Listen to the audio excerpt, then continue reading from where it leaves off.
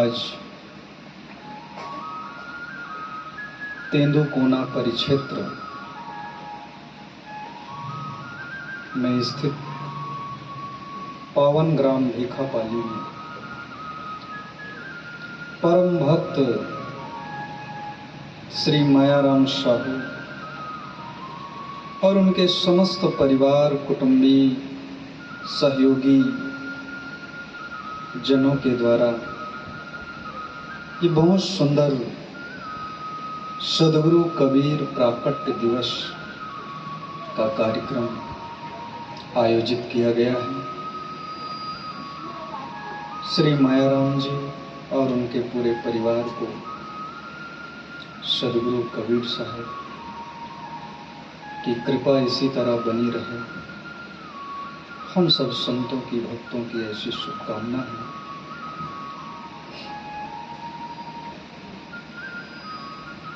सम्मुख मंच पर विराजमान सद्गुरु कबीर संस्थान असंग आश्रम के संचालक, महाप्रबंधक, व्यवस्थापक संत श्री अनुपम साहिब जी और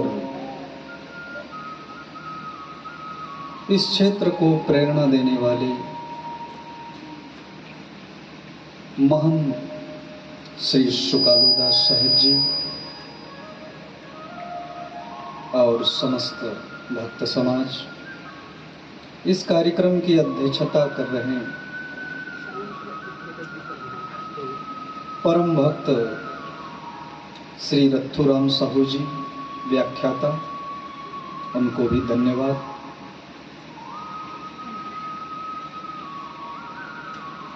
दूर दराज से आए हुए समस्त भक्तगण, श्री दयाराम साहू जी, ठकुरी पाली से श्री भैयाराम जी, घोघरा से श्री कौशल प्रसाद साहू जी, महासमुंद से क्या नाम है, मनोज डड़सेना जी और समस्त भक्त समाज, माताओं बहनों को भी धन्यवाद, साहेब बंदगी।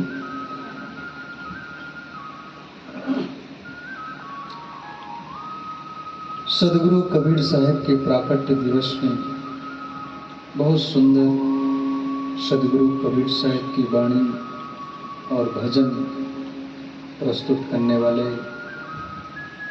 साहब के प्यारे, नाम तो मुझे नहीं पता, जिनका नाम नहीं पता उसका नाम है साहब के प्यारे, कबीर साहब के प्यारे। तो ऐसे महान भक्त को भी धन्यवाद। प्यारे बंधुओं एवं देवियों, आज हम लोग सद्गुरु कबीर साहब की 625वीं प्राकट्य दिवस मना रहे हैं। चिलचिलाती गर्मी,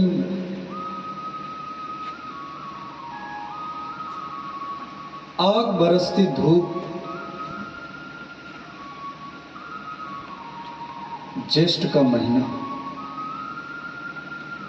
में सद्गुरु कबीर साहब प्रचंड ज्ञान को लेकर के अवतरित हुए।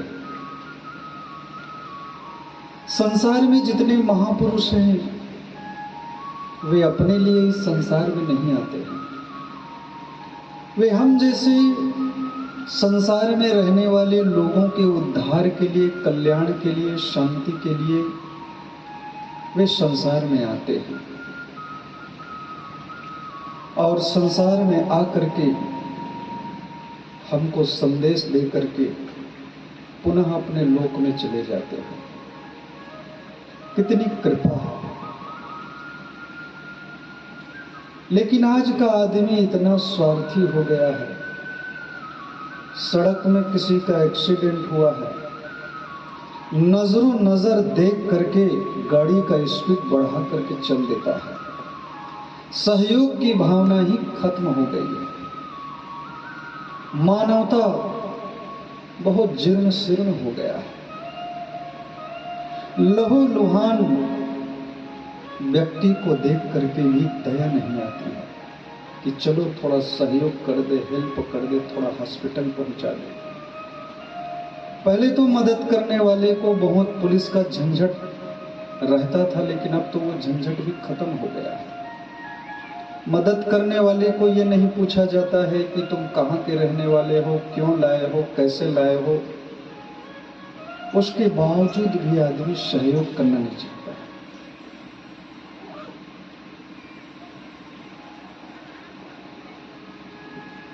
लेकिन महापुरुषों की, सद्गुरु की कितनी बड़ी कृपा है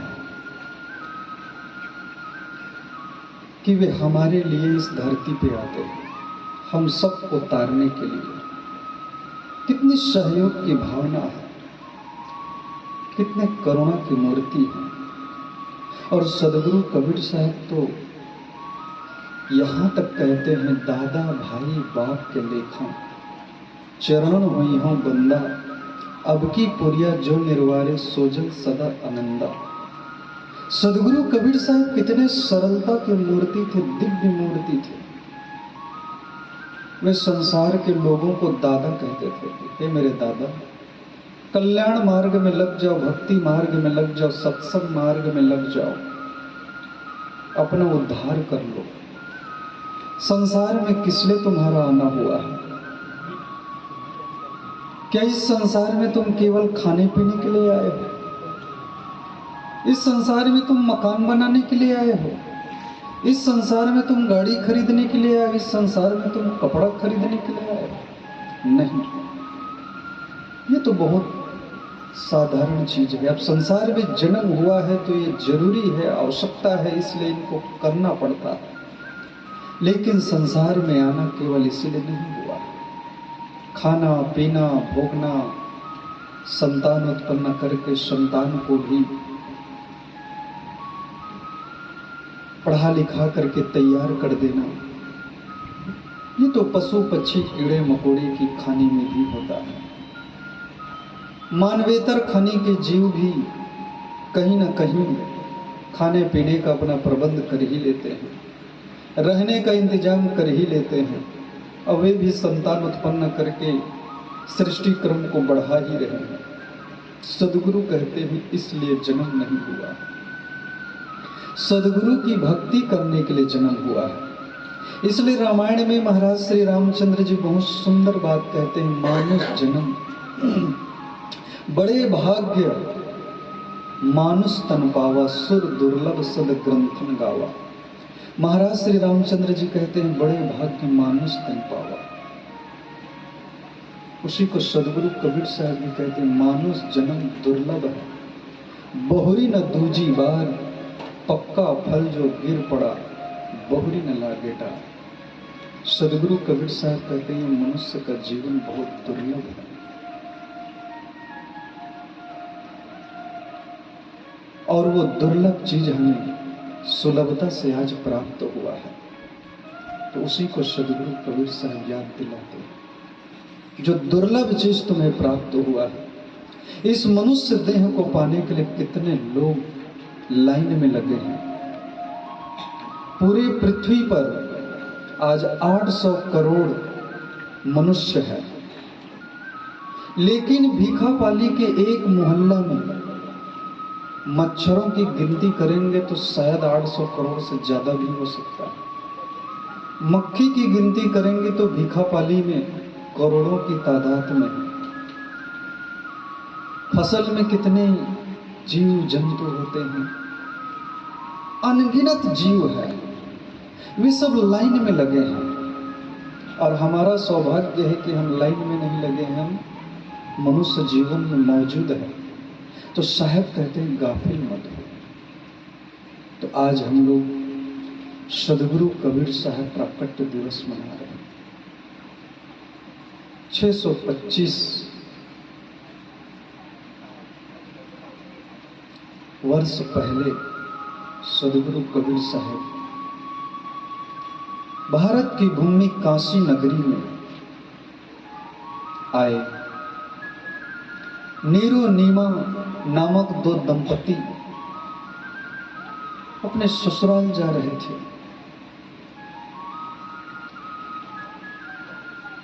शाम का समय हुआ, उनके वजू करने का समय आ गया, तो तालाब में गए काशी के, हाथ पांव धोने के लिए, मुंह धोने के लिए, कुल्ला करने के लिए। तभी देखते हैं कि कमल पुष्प पर एक शिशु विराजमान है, दिव्य तेज को लेकर के, दिव्य ज्ञान को लेकर के, दिव्य आभा फैली हुई है। उस शिशु को देख करके प्रभावित हो जाते हैं। और संयोग से नीरू और नीमा के कोई संतान नहीं थे। बहुत दिन विवाह हो गया था लेकिन कोई संतान नहीं हुआ था। सौभाग्यशाली हैं विवाह के पश्चात जिनके संतान होते हैं। बहुत लोग विवाह के 10 साल 20 साल बाद संतान के लिए तरस जाते हैं। राजस्थान में एक रामगंज मंडी कोटा जिला में पिथौरा जैसा शहर है।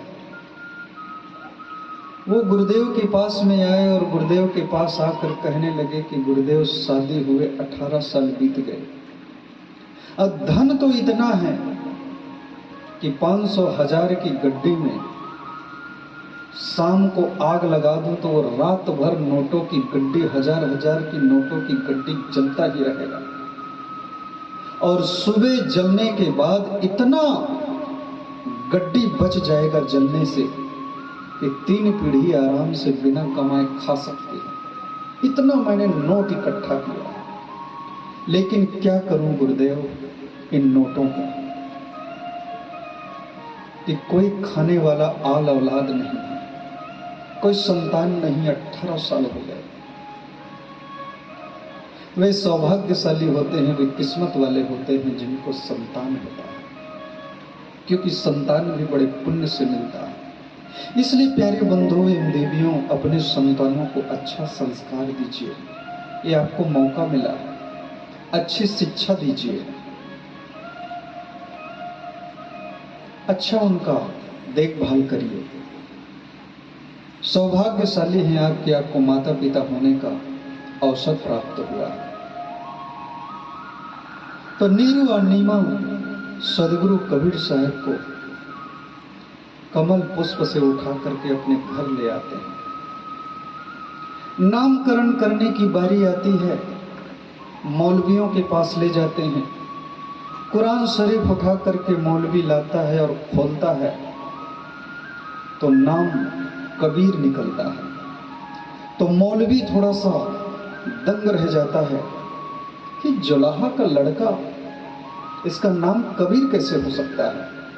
लेकिन मौलवी को पता नहीं कि वो सत्पुरुष आया है, वो सदगुरु है, वो करोड़ों करोड़ों अरबों अरबों पूरी दुनिया को तारने के लिए सदगुरु आया है। मौलवी फिर कुरान शरीफ रख देते हैं कि कबीर नाम नहीं हो सकता है एक गरीब आदमी का और एक जुलाहा के बच्चे का। दोबारा फिर कुरान शरीफ खोलते हैं, फिर नाम कबीर ही निकलता है। ऐसे कई बार खोलते जाते हैं लेकिन कबीर के अलावा कोई दूसरा नाम निकलता ही नहीं है, क्योंकि बड़े बड़े महापुरुषों का नाम भी पहले से निर्धारित रहता है। तो मौलवी साहब बताना नहीं चाहते हैं। नीरू और नीमा पूछते हैं कि भाई बालक का क्या नाम है, तो वो बताना नहीं चाहते हैं। फिर जिद करके पूछते हैं कि निकला क्या है, तो बोले निकला तो कबीर है, क्योंकि कबीर अल्लाह का दूसरा नाम है। कबीर का मतलब महान होता है, कबीर का मतलब दिव्य होता है, कबीर का मतलब ओज पुंज से भरा हुआ समुच्चय होता है। बालक का नाम कबीर रखा गया। सदगुरु कबीर साहब बचपन से ही तेजस्वी, ओजस्वी और ज्ञान के धनी थे। वे 5 साल की उम्र में ऐसे ऐसे तर्क करते थे कि काशी के पंडित और मौलवी लोग दंग रह जाते थे। पंडित लोग वेद और शास्त्र को घोट करके पी गए, उनको भी उनके सूत्र भूल गए हैं। लेकिन सदगुरु कबीर साहब 5 साल 6 साल 7 साल की उम्र में वेदों की भी बात बोलते थे, उपनिषदों की बात बोलते थे, कुरान शरीफ की बात बोलते थे।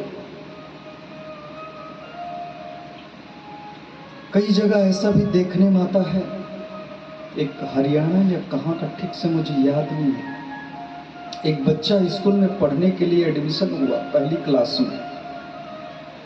टीचर लोग उसको पढ़ाने के लिए आए तो पहली क्लास का सब चीज फटाफट बोल देता था। 5वीं का पूछा, 5वीं का भी बोल दिया, 10वीं का बोल दिया, 12वीं का बोल दिया। सब टीचर लोग, अध्यापक लोग, व्याख्याता लोग सब दंग रह गए कि ये 5 साल 6 साल का बच्चा है और अभी पहली क्लास में आया है, लेकिन इसको 10वीं और 12वीं का कैसे ज्ञात हो? ऐसा हो ही नहीं सकता है। लेकिन यदा कदा ऐसा हो भी जाता है, क्योंकि शरीर तो नया है लेकिन आत्मा तो पुराना है।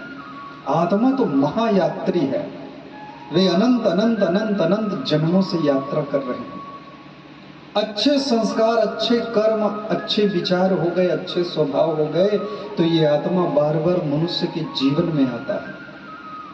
और कर्म यदि खराब हो गए, विचार यदि खराब हो गए, संस्कार यदि खराब हो गए, रहनी गहनी यदि खराब हो गए, आचार विचार दूषित हो गए तो ये मानवेतर खानियों में भटकता रहता है। तो कभी कभी जो बार बार मनुष्य जीवन में आता रहता है तो उसकी कुछ ऐसी स्मृति जागृत हो जाती है कि उसको पूर्व जन्म का भी बहुत सी चीजें याद हो जाता है। लेकिन ऐसा अपवाद में होता है, सबको इसलिए नहीं होता है क्योंकि हम जवानी में अपने बचपन की बातें नहीं याद कर पाते हैं, बुढ़ापा में जवानी की बात नहीं याद कर पाते हैं, क्योंकि स्मरण शक्ति की एक सीमा है, बुद्धि की एक सीमा है, माइंड की एक सीमा है। वह अपने सीमा तक ही बातों को याद कर पाता है, लेकिन अपवाद में बहुत पुरानी पुरानी बात भी याद हो जाता है। कभी कभी ऐसे किसी किसी को पूर्व जन्म की बातें भी याद हो जाता होगा।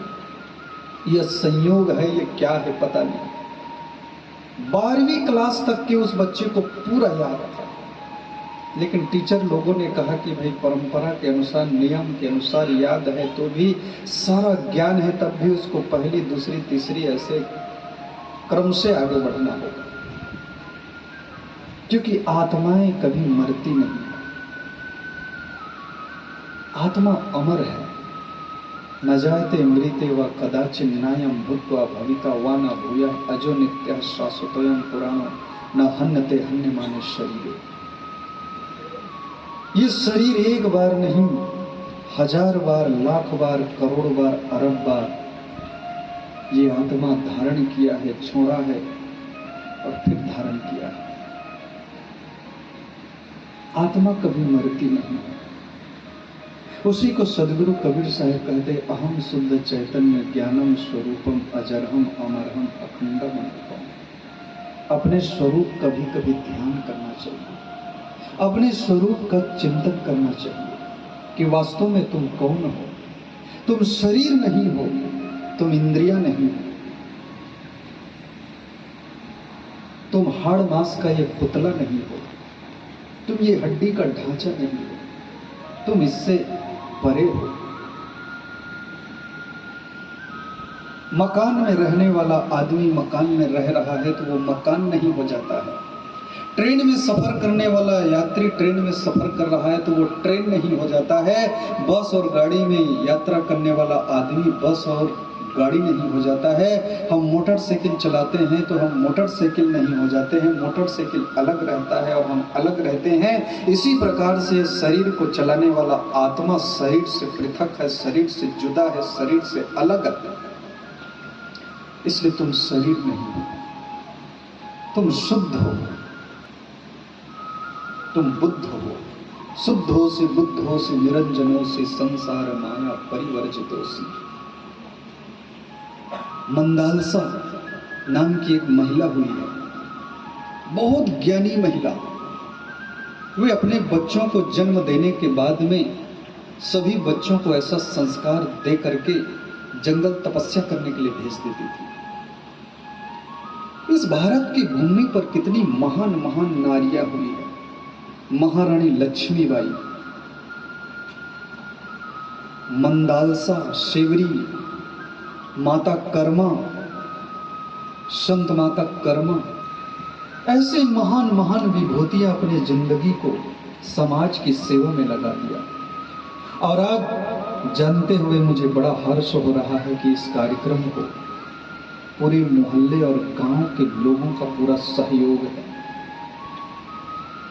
गांव के लोगों ने, मोहल्ले के लोगों ने, समस्त ग्रामवासी के लोगों ने अपने से जैसा बन पड़ा पूरा सहयोग इस कार्यक्रम में उनका है।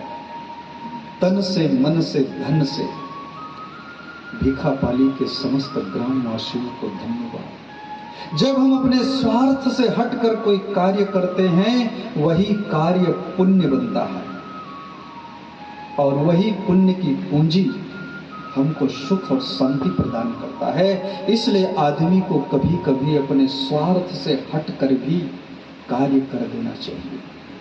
अपने बच्चों को तो सब पढ़ाते हैं, कोई गरीब बच्चों के लिए भी सहयोग कर देना ये पुण्य है।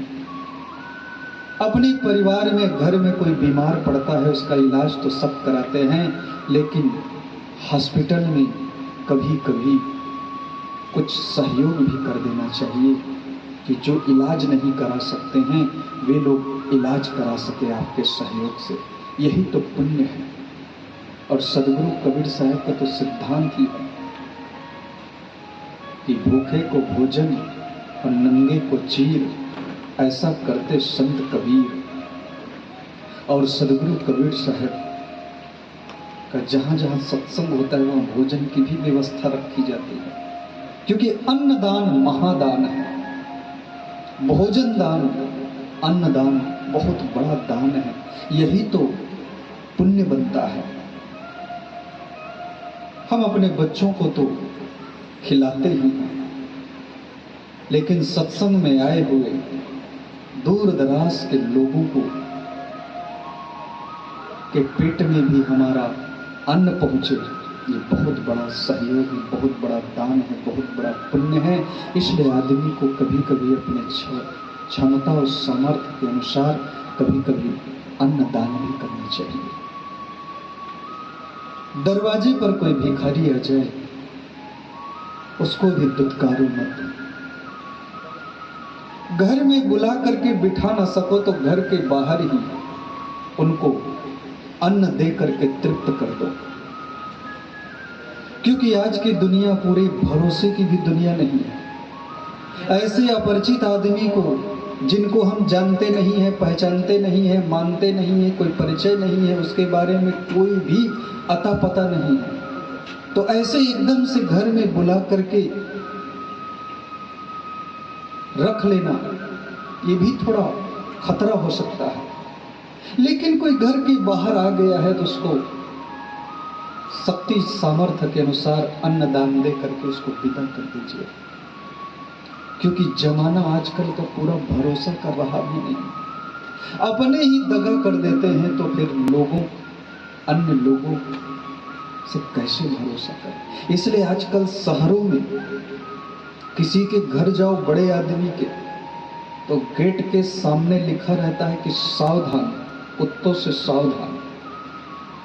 आदमी इतना भरोसा खो बैठा है, विश्वास तोड़ दिया है आदमी ने आदमी का, भरोसा तोड़ दिया है आदमी ने आदमी का। आदमी पर से आदमी का भरोसा उठ गया है, बैठा है। इसलिए प्यारे बंधुओं एवं देवियों, आदमियत की ओर बढ़े, इंसानियत को समझे और एक आदमी दूसरे आदमी का भरोसा जीते, तब हमारा इस जीवन पाने का मूल्य रहेगा। आदमी आदमी को धोखा दे रहा है, एक आदमी दूसरे आदमी को धोखा दे रहा है। एक ट्रेन में एक मौलवी साहब और एक पंडित जी, वो सरदार जी यात्रा कर रहे थे। तो ट्रेन की बोगी में सरदार जी भी बैठे थे और एक मुसलमान भाई बैठा था। दोनों में परिचय हो गया। परिचय हो गया तो कहा कि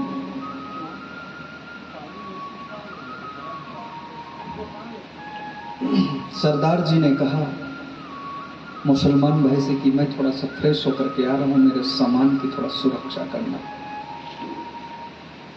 बोले ठीक।